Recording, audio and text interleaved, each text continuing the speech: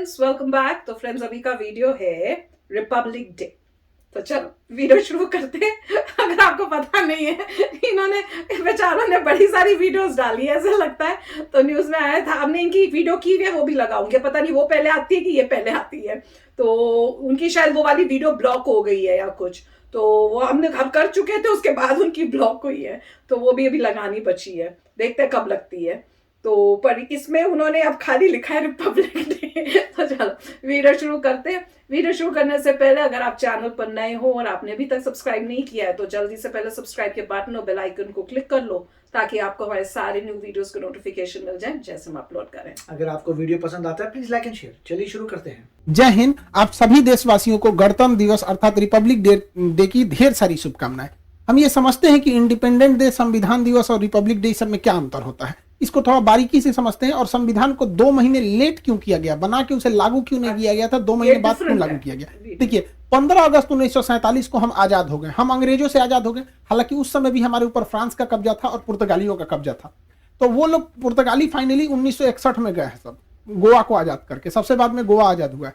तो हम लोग तो आजाद हो गए थे, लेकिन बात यहां ये आती है कि आजाद हम अंग्रेजों से हो गए थे, लेकिन हमारे ऊपर किसी का शासन ही नहीं था। तो हमारे ऊपर कौन शासन करेगा, ये कोई डिसाइड नहीं था। इसलिए 15 अगस्त 1947 को हम आजाद हो गए थे, इसलिए उस दिन हम आजादी दिवस, इंडिपेंडेंट डे मनाते हैं। लेकिन हम लोग के ऊपर अंग्रेज कहे थे कि हम आपको फाइनली छोड़ के तभी जाएंगे जब आप संविधान बना लेंगे तब।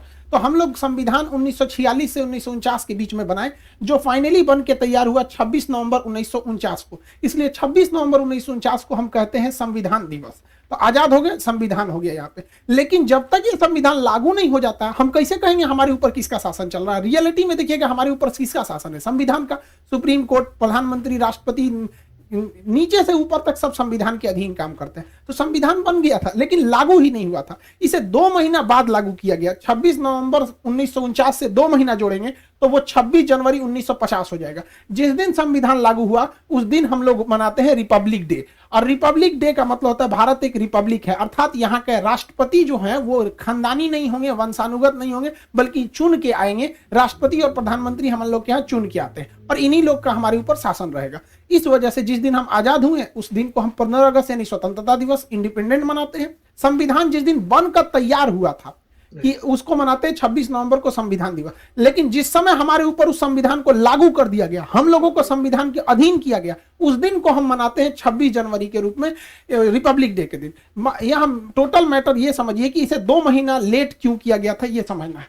तो अब हम इतिहास में चलते हैं, क्यों इतना लेट हुआ था। एक्चुअली जब द्वितीय विश्व युद्ध चल रहा था तो उस समय इंग्लैंड को बहुत ज्यादा क्षति हुई थी। जर्मनी ने धो दिया था, लंदन पर 15 दिन 15 रात बिना रुके बम गिराया था। तो इंग्लैंड की जनता जो थी युद्ध से पूरी तरह त्रस्त थी। वहां कंजर्वेटिव पार्टी की सरकार थी, विंस्टन चर्चिल प्रधानमंत्री थे। उसी समय विपक्ष में जो थे लेबर पार्टी की थी, जिसके नेता थे क्लीमेंट एटली। तो क्लीमेंट एटली ने कहा था कि अगर हमारी सरकार आएगी तो हम भारत को स्वतंत्र कर देंगे। तो भारतीयों ने भी उनका समर्थन किया था और क्लीमेंट एटली की जब सरकार बनी तो वो भारतीयों को स्वतंत्र करने के पक्ष में आ गए। उन्होंने अपने 3 कैबिनेट मंत्री, आप देखते होंगे भारत में भी कैबिनेट मंत्री होते हैं, जैसे रक्षा क्षेत्र के कैबिनेट मंत्री राजनाथ सिंह है, विदेश मंत्रालय के कैबिनेट मंत्री एस जयशंकर साहब हैं। तो अलग अलग कैबिनेट मंत्री होते हैं। तो उन्होंने अपने 3 कैबिनेट मंत्रियों को भारत भेजा, जिसको 1946 में वो भारत आए थे, जिस वजह से इसे कहा गया कैबिनेट मिशन। अब ये कैबिनेट मिशन जो था इसमें 3 सदस्य थे। एक का नाम था क्रिप्स, अलेक्जेंडर और लॉरेंस। ये ट्रिक याद रखिएगा, एग्जाम में पूछता है। क्रिप्स, अलेक्जेंडर और लॉरेंस, ये 3 सदस्य थे। इसका लीडर कौन था, तो इसका भी ट्रिक है। एल से होता है लीडर, एल से हो जाएगा पैंथिक लॉरेंस। तो लॉरेंस ही इसका लीडर था। एग्जाम प्रोस्पेक्टिव से इसे याद रखिएगा, डेट और किसमें कितने सदस्य थे। ये 3 लोग हैं, इन्होंने भारत को 3 बड़े काम करने को दिए। पहला, इन्होंने कहा कि आप अंतरिम सरकार बना लीजिए और अगले 5 सालों तक आप सीखिए कि सरकार कैसे चलाया जाता है। इसलिए आप देखिएगा हमारे यहाँ चुनाव, आजाद हो गए थे हम लोग 1947 में, लेकिन हमारे यहाँ प्रधानमंत्री का चुनाव हुआ 1951 में, बने प्रधानमंत्री 52 में। यानी ये 5 साल जो सरकार चली थी वो अंतरिम सरकार चली थी, हम लोग की ओरिजिनल सरकार नहीं थी। ये अलग टॉपिक है, इसको हम आपको एप्लीकेशन के क्लास में पूरा समझा दिए। मेन आते हैं संविधान पे। इसी कैबिनेट मिशन में इन लोगों ने कहा कि आप लोग अपना एक संविधान बना लीजिए, जब तक संविधान पूरी तरह से लागू नहीं हो जाता हम आप लोग की देखरेख करेंगे, जैसे लागू हो जाएगा हम चले जाएंगे। तो संविधान बनने की प्रक्रिया चालू हुई। कैबिनेट मिशन के आधार पर यहाँ पर 1946 से ये बने। अब ये संविधान कौन बनाएगा? तो इसके लिए इनडायरेक्ट इलेक्शन कराया गया, अप्रत्यक्ष निर्वाचन कराया गया, और जो लोग चुन के आए थे उसे संसद के सेंट्रल हॉल में रखा गया। आज भी संविधान में आज भी भारतीय संसद में कोई परंपरा होती है, कोई शपथ ग्रहण लेता है या कोई विदेशी मेहमान आता है तो सेंट्रल हॉल में ही उसे बैठाया जाता है। तो सेंट्रल हॉल में बैठ के संविधान को लिखा गया था। संविधान सभा में जो इलेक्शन हुए थे, ये एग्जाम में अक्सर क्वेश्चन पूछता है, ये चुनाव अप्रत्यक्ष रूप से किया गया था। इसमें जब संविधान सभा में चुनाव चल रहा था तो 1946 में संविधान सभा का जो गठन किया गया, उस समय 389 सदस्य थे, क्योंकि उस समय अखंड भारत था, ना बांग्लादेश टूटा हुआ था, यानी पूर्वी पाकिस्तान भी नहीं था और पश्चिमी पाकिस्तान भी नहीं था। टोटल 389 लोग मिलकर संविधान को बना रहे थे। लेकिन अगले ही वर्ष संविधान भारत का विभाजन हो गया, तो जो लोग पंजाब पाकिस्तान से चुन के आए थे वो यहां से चले गए वहां पर, जिसमें सबसे प्रमुख आप लियाकत अली का नाम सुनेंगे। लियाकत अली भारत में मतलब वित्त मंत्री थे, बाद में जाकर उधर पाकिस्तान चले गए। 1947 में जब देश का विभाजन हुआ तो 1947 में देश का विभाजन के बाद केवल 299 सदस्य ही बच गए, ये याद रखिएगा। और यही लोग मिलकर पूरे संविधान को आगे बताते गए। 47 में लिखा गया, कुछ 48 में, 49 में।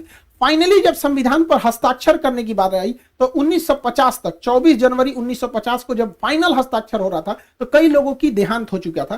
फाइनली बचे थे लोग 1950 में 284 लोग। तो फाइनली संविधान पर जो 13 किलो का हमारा संविधान है, ओरिजिनल संविधान 13 किलो का है, उस पर जो हस्ताक्षर है वो 284 लोगों का ही है। हालांकि बचे थे इतने लोग, ये लोग तो देहांत से गए थे, जिसमें 15 महिलाएं हैं। तो सोचिए, महिलाओं के हम लोग महत्व को कभी नहीं भूल सकते हैं। संविधान बना कैसे? तो इसके लिए अलग अलग कमेटी बनाई गई और उनकी जिम्मेदारी सौंपी गई कि आपकी ये कमेटी है, आपकी ये जिम्मेदारी रहेगी। राज्यों को कैसे चलाना है, ये राज्य कमेटी है, आप बताइएगा।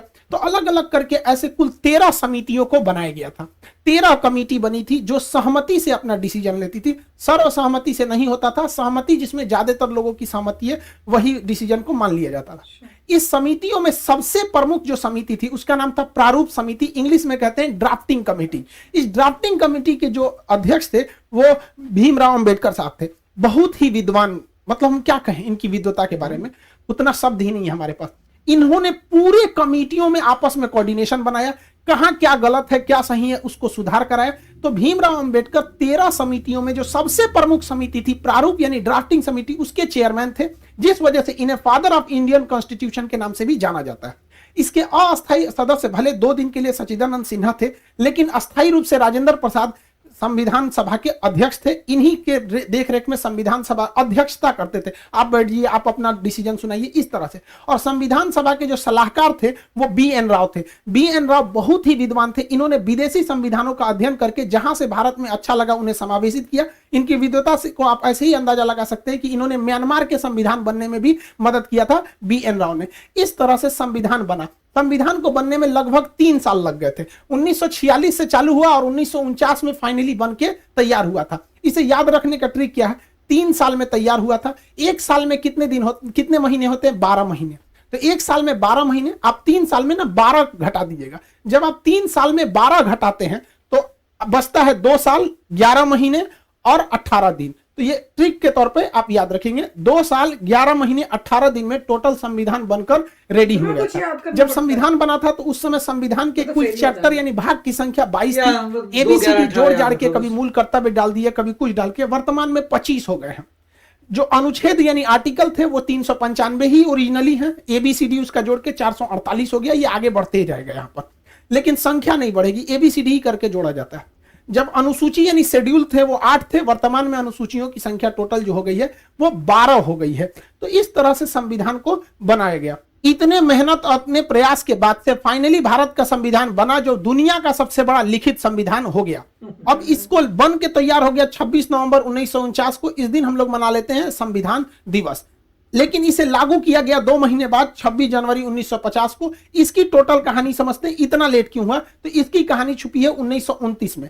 कांग्रेस का हमेशा अधिवेशन होता था। फाइनल जो ईयरली मीटिंग होती थी उसे अधिवेशन कहा जाता था। तो कांग्रेस का इसी तरह से लाहौर अधिवेशन हो रहा था दिसंबर 1929 को, साल का अंत चल रहा था, दिसंबर 1929 को उसकी अध्यक्षता पंडित जवाहरलाल नेहरू कर रहे थे। इन्होंने कहा कि अब हमको अंग्रेजों से झुकने की जरूरत नहीं है, अब हम 1 इंच भी जमीन से समझौता नहीं करेंगे, हमें टोटल इंडिपेंडेंट चाहिए, पूर्ण स्वराज की मांग कर दिया था रावी नदी के तट पर जवाहरलाल नेहरू ने। और उन्होंने कहा कि हर भारतीय अब इनको जगना पड़ेगा, अब हमें अंग्रेज आजाद करेंगे। और उन्होंने कहा कि ये तो दिसंबर महीना चल रहा है, 2 दिन मतलब ये साल खत्म हो गया 1929। उन्होंने कहा कि जो 1930 आ रहा है, तो आगामी 1930 में जो आखिरी संडे रहेगा उस दिन हम लोग अपना तिरंगा झंडा लहरा देंगे, अंग्रेज आजादी दे चाहे ना दे। तो देखिए हम 1930 का ये कैलेंडर खोले हैं, आखिरी संडे 26 जनवरी को पड़ रहा है। तो उन्होंने घोषणा कर दिया था कि ये दिसंबर 1929, दिसंबर तो खत्म हो गया, 1929 खत्म हो गया,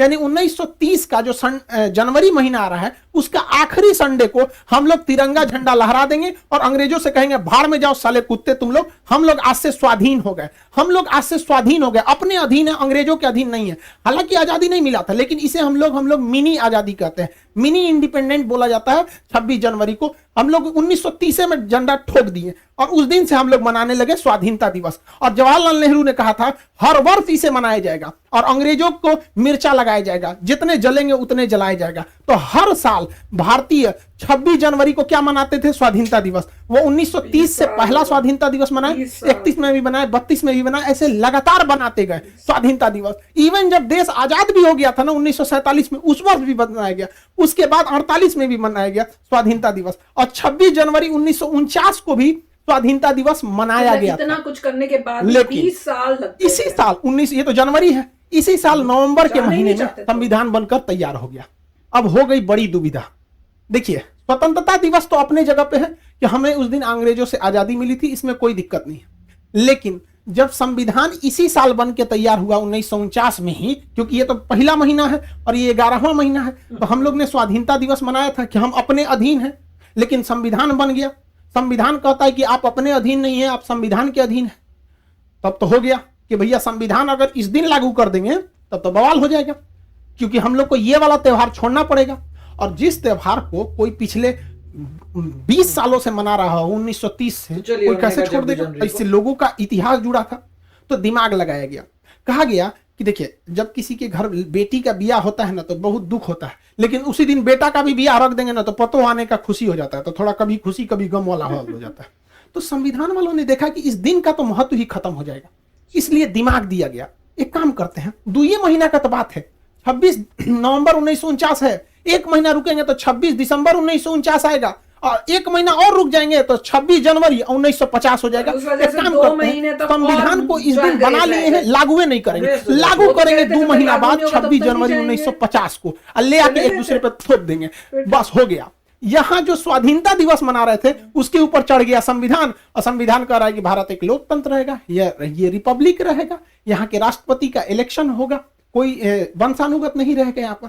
तो ये हो गया स्वाधीनता दिवस। तो जानबूझकर इस स्वाधीनता दिवस को बचाने के लिए इसको इसके ऊपर थोप दिया गया, वरना इसका महत्व कम हो जाता, क्योंकि हम संविधान के अधीन हो जाते। तो ये था टोटल संविधान को बनाने का। तो हम लोग 26 जनवरी आज ही के दिन संविधान को लागू कर लिए, हालांकि बना लिए थे 2 महीना पहले। तो हम लोगों ने इसे 2 महीना इसीलिए लेट किए कि हमारा 26 जनवरी यानी स्वाधीनता दिवस बरकरार रहे। इस दिन राजपथ पर परेड होता है, इस दिन ज्यादातर हथियारों को प्रदर्शित किया जाता है, हमारी क्या क्या डिफेंस में है, क्या क्या नए नए आविष्कार है, एक तरह का शक्ति प्रदर्शन कर लीजिए, इस चीज को हम लोग कह सकते हैं शक्ति प्रदर्शन। दुश्मन डरे, देखो हम लोग ने क्या किया है, मिसाइल तोप टैंक सब यहाँ पर दिखाए जाते हैं। और मुख्य अतिथि के तौर पर भी बुलाया जाता है। राष्ट्रपति तो झंडा फहराते ही है, प्रधानमंत्री भी रहते हैं, तीनों सेनाओं के अध्यक्ष भी रहते हैं, और मुख्य अतिथि को भी बुलाया जाता है। ये शुरू से ही परंपरा रही है, चाहे कलाम साहब हमारे राष्ट्रपति रहे हो, चाहे प्रणब मुखर्जी जी रहे हो, या रामनाथ कोविंद साहब रहे हो, हमेशा कोई ना कोई मुख्य अतिथि आता है। इससे क्या होता है कि उस देश से हमारा घनिष्ठता को भी दर्शाता है कि हम जो करीबी देश है उसी को ही मुख्य अतिथि बनाते हैं। इस बार जो मुख्य अतिथि बनाया गया है, बुलाया गया है, बहुत ही सोच समझ के, मतलब एशिया को पूरी तरह बैलेंस करने के लिए। एशिया का ये वाला एरिया कहलाता है सेंट्रल एशिया, ये रूस से टूटे हुए हैं। इसमें 5 देश आते हैं, Kazakhstan, Kyrgyzstan, Tajikistan, Turkmenistan, Uzbekistan. इन 5 देशों को, ये जो 5 देश हैं, इनको संयुक्त रूप से बुलाया गया है, 5 को चीफ गेस्ट बनाया गया है इंडिया में। इतना महत्वपूर्ण है कि इसके रास्ते हम लोग पूरे यूरोप में जा सकते हैं, क्योंकि ईरान के चाबहार बंदरगाह से हम रेलवे लाइन यहां ले जा सकते हैं और यहां से पूरे यूरोप में एंट्री कर सकते हैं। तो ये सेंट्रल एशिया से हमारा रिलेशन बनाना बहुत जरूरी है। चाइना तो गया ना, सेंट्रल एशिया इतने महत्वपूर्ण है, ये आप अंदाजा लगाइए। इस्लामिक ऑर्गेनाइजेशन की जो मीटिंग हो रही थी पाकिस्तान में, तो इन लोगों ने उसकी मीटिंग छोड़ के भारत की मीटिंग को अटेंड कर लिया। चाइना इससे इतना डरा हुआ है कि आज 26 जनवरी को ये लोग मुख्य अतिथि के रूप में हैं। चाइना कहा कि आप हमारे पास आइए ना 25 जनवरी को। तो ये कहा सब की कौन सी खिलवाड़ समझे हैं, हम चीफ गेस्ट बने हैं, कैसे एक दिन में वहां चल जाएंगे, यहाँ चल जाएंगे, नहीं आ पाएंगे। तो चीन कहा कि ये तो गड़बड़ बात है, ये तो भारत के फेवर में चल जाएगा सब, गड़बड़ हो गया। कहा कि ठीक है हम लोग जूम पे मीटिंग कर लेंगे, वर्चुअल मीटिंग। इतना डरा हुआ है। तो बहुत बेहतरीन मतलब फॉरेन पॉलिसी भारत की जा रही है, ये अच्छी बात है हमारा। तो आप ये समझ गए कि हम लोग को आजादी कब मिली थी। आजादी मिली हम लोग को 15 अगस्त 1947 को। देखिए इस दिन देश बना नहीं, इस दिन देश आजाद हुआ। हालांकि कई लोग का 1498 में वास्को डी गामा भारत की खोज नहीं किया था, भारत पहुंचने वाले रास्ते की खोज किया था। भारत का कोई व्यक्ति नहीं बता सकता है कि भारत का प्रारंभ कब से हुआ, कोई नहीं बता सकता है, इसका कोई आरंभ नहीं है। हाँ, पाकिस्तान का जन्म जरूर हुआ था 14 अगस्त 1947 को। इससे पहले पाकिस्तान का कोई इतिहास नहीं है। पाकिस्तान के इतिहास की किताबों में यूरोप का इतिहास पढ़ाया जाता है, क्योंकि इनका अपना तो कोई इतिहास नहीं। इंडिया का तो पाकिस्तान का इस दिन जन्म हुआ और हम लोग को इस दिन आजादी मिली थी। तो जन्म और आजादी में अंतर होता है। हमारा जन्म नहीं हुआ। गीता में भगवान श्री कृष्ण ने कहा था कि जिसका जन्म हुआ है उसकी मृत्यु निश्चित है। देखिए हम और आप गलत हो सकते हैं, गीता की बात तो गलत नहीं होगी। चुट्टे का जन्म हुआ है, इसकी मृत्यु निश्चित है, वापस आएगा ये भारत में है और हम अखंड भारत हो जाएंगे। ये हम लोग की भी कामना है।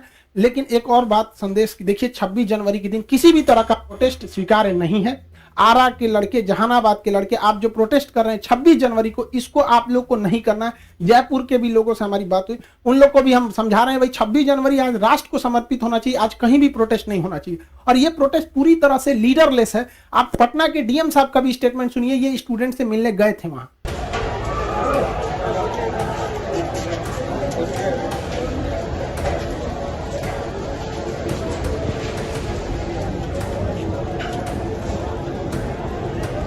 प्रॉब्लम यही है कि लीडरलेस हैं। 2-4-10 लोग वार्ता के लिए तैयार हो रहे हैं तो बाकी नहीं हो रहे हैं। तो अभी रेलवे से भी हम लोग बुला रहे हैं पदाधिकारियों को, इनकी समस्याओं को सुन लें और जो समाधान हो सकता है उसका समाधान करें। पूरी तरह से रेलवे का मामला है। देखिए 26 जनवरी राष्ट्र का होना चाहिए, राष्ट्र को समर्पित हो। हम सब भारत की उज्जवल भविष्य की कामना करते हैं। स्टूडेंट्स और लोगों से ही मिलकर देश बनता है। देश को आगे ले जाना सबका काम है। कहीं पे भी हिंसा बर्दाश्त नहीं है। सरकारी संपत्ति को जलाना, तोड़फोड़ करना, ये कहीं से भी एक्सेप्ट नहीं है। पुलिस द्वारा भी घर में घुस कर मारना, स्टूडेंट को लॉज में से घींच के मारना, ये भी गलत है। दोनों ओर से संयम बरते। रेलवे ने भी इस पर अपनी कमेटी बैठा दी है 5 लोगों की, जो इस पे सुनवाई करेगा। अब इस कमेटी में क्या रिपोर्ट आएगी, ये अभी कोई पहले प्रेडिक्ट नहीं कर सकता है। फिलहाल एग्जाम को कुछ समय के लिए पोस्टपोन किया गया है और कमेटी की रिपोर्ट की वेट किया जा रहा है। आप लोग भी वॉच एंड वेट कीजिए और अभी शांतिपूर्ण व्यवस्था को बनाए रखिए। 26 जनवरी को कहीं भी आप प्रोटेस्ट मत कीजिए बाबू। आप कहां बेवकूफी करिए, देश को समर्पित कीजिए ना। आपके पास दिन थोड़ी हो गया, आपके पास पूरे का पूरा साल बचा है। आप शांतिपूर्ण ढंग से प्रोटेस्ट कीजिए। कहीं से भी आप लॉ एंड ऑर्डर को नहीं बिगाड़िए, ये आपके लिए सही नहीं रहेगा। हाँ, ये चीज आप में एक ही सही है कि आपका लीडरलेस है, जिस वजह से आपसे कोई बात करने नहीं आ पाएगा। जब भी कोई आंदोलन लीडरलेस रहता है तो कोई उनसे बात ही नहीं कर पाता है, कोई लीडर ही नहीं है। तो एक ही रास्ता बनता है कि उनकी बात को मान लिया जाए। तो रेलवे ने भी कमेटी बताई है। आप सब लोग से हाथ जोड़कर विनती है कि कहीं पे भी आप इस तरह का उपद्रव नहीं कीजिए। आरा के लड़के ट्रेन में जो इंजन में जो आग लगा दिया गया वहां से, उन लोग, ये निंदनीय है, ऐसे काम को न करें। जहानाबाद के भी लड़के जो ट्रेन पे जाके राष्ट्रीय गान गा रहे हैं, आप सब लोग के हम भावनाओं का सम्मान करते हैं, लेकिन आज के दिन आप लोग को ऐसा नहीं करना चाहिए। प्रशासन का भी आप लोग सहयोग करिए, वो भी आपका सहयोग करेंगे। आई होप आप इसे समझे होंगे। मिलेंगे नेक्स्ट क्लास में। जय हिंद। तो फ्रेंड्स, बहुत अच्छा वीडियो था, पूरा बताया हिस्ट्री कैसे क्या हुआ और क्यों भाई हमारा रिपब्लिक डे क्यों मनता है, जबकि बन चुका था कॉन्स्टिट्यूशन, पर इम्प्लीमेंट कब हुआ, तो वो सब उन्होंने बताया। तो अच्छा लगा पता करने में। और जो लास्ट में बोल रहे थे वो तो हमने दूसरी पहली वीडियो देखी हुई है और आई होप कि इनका मैसेज उनके थ्रू जो है पहुंच गया होगा बच्चों के को, और उन्होंने 26 को कोई ऐसी कोई प्रॉब्लम नहीं की होगी। अब ये हमें तो नहीं पता, आप ही बताना कि 26 को कोई ऐसी गलत न्यूज़ तो नहीं आई क्योंकि ये होता है कि आप गुस्से में गलत काम कर लेते हो, और जैसे मैं पहले भी कहा था कि आप अगर लॉ ब्रेक करोगे तो आपका फ्यूचर जो है खराब होगा। तो जो भी करना है विद इन लॉ करो, पीसफुल प्रोटेस्ट करो। और लग रहा है कि जैसे अब कुछ कमेटी बनी है, तो आई एम होपिंग कि कमेटी जो होगी वो जल्दी जल्दी मतलब डिसीजंस ले, ताकि जो बच्चों के फ्यूचर्स हैं वो मतलब रुके ना रह जाएं। उनकी भी आगे एक एक मिनट उनका फ्यूचर का जो है बहुत इंपॉर्टेंट है। तो जल्दी से वो अपना डिसीजन दें और वो जो है स्टूडेंट्स के हित में हो, उनको जो चाहिए जो ठीक है वो उनको मिले। बिल्कुल। पहली बात यह है कि भगवद गीता में क्या कहा था, वो यही कहा था कि जिसका जन्म हुआ है उसकी मृत्यु निश्चित है, और जिसकी मृत्यु होती है उसका जन्म भी गारंटेड है। तो वो साइकिल बताया था उन्होंने। मैं तो भगवद गीता की बात कर रहा हूँ कि उन्होंने कहा था कि जो पैदा हुआ एक दिन मरेगा, और जो एक दिन मरा है वो दोबारा पैदा होगा, इसकी गारंटी है। अनलेस अनटिल वो अच्छे काम करके मतलब भगवान जी से मिलते हैं। इसको मिक्स नहीं कर रहे किसी और पॉइंट से। अच्छा। सिर्फ मैं भगवद गीता के कॉन्सेप्ट की बात कर रहा हूँ कि सिर्फ जो पैदा हुआ मरेगा वो आधी स्टोरी है, दूसरी पार्ट ऑफ द स्टोरी है जो मरा है वो दोबारा पैदा होगा ही होगा। तो ये भगवद गीता की पॉइंट है। और दूसरा पॉइंट यही है इसमें प्रोटेस्ट में कि कॉन्स्टिट्यूशन आपको जो भी प्रोविजन देता है प्रोटेस्ट करने का, आप वो कर सकते हैं, वो पीसफुल है, कोई आपको रोकेगा नहीं, आपकी राइट है प्रोटेस्ट करना, आप कर सकते हैं। मगर जब तक आप लॉ के विद इन है तब कोई प्रॉब्लम नहीं है, कोई आपको कुछ नहीं कह सकता।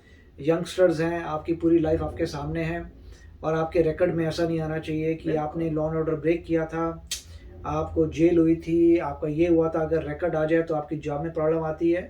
तो आपको लॉ के हिसाब से चलना चाहिए कि भाई देखो लॉ जो अलाउ करता है, और नहीं पता तो अब लॉ के बारे में पढ़िए जिससे पता लगे आपको एक्चुअली लॉ है। जो भी इंसान प्रोटेस्ट करते हैं उनमें एक प्रॉब्लम होती है कि वो खुद किसी चीज़ को स्टडी नहीं करते। जो फॉर्मूलास थे जो भी थे उसमें यही था, आप रिलाई कर रहे हैं कि जो दूसरा बंदा बोल रहा है वो सही है। तो पॉइंट यही है कि आपको क्या पता कि कॉन्स्टिट्यूशन में क्या उन्होंने अलाउ किया है आपको, वो तो आपको लॉ पढ़ सकते हैं, आप लॉ पढ़ के देख सकते हैं कि किस टाइप का प्रोटेस्ट लीगल है, और उसी तरीके से आपको लीगली प्रोटेस्ट करना चाहिए। तो अच्छा वीडियो था। यस फ्रेंड्स, तो चलो चलते हैं, मिलेंगे नेक्स्ट वीडियो में बहुत ही जल्द। Till then take care and bye bye. तो अगर आप मेरे इस चैनल पे नए हो तो जल्दी से सब्सक्राइब के बटन को हिट करो और बेल आइकन को क्लिक करो, ताकि आपको मेरा जब नया वीडियो मैं लगाऊं आपको उसके बारे में जल्दी से पता चल जाए।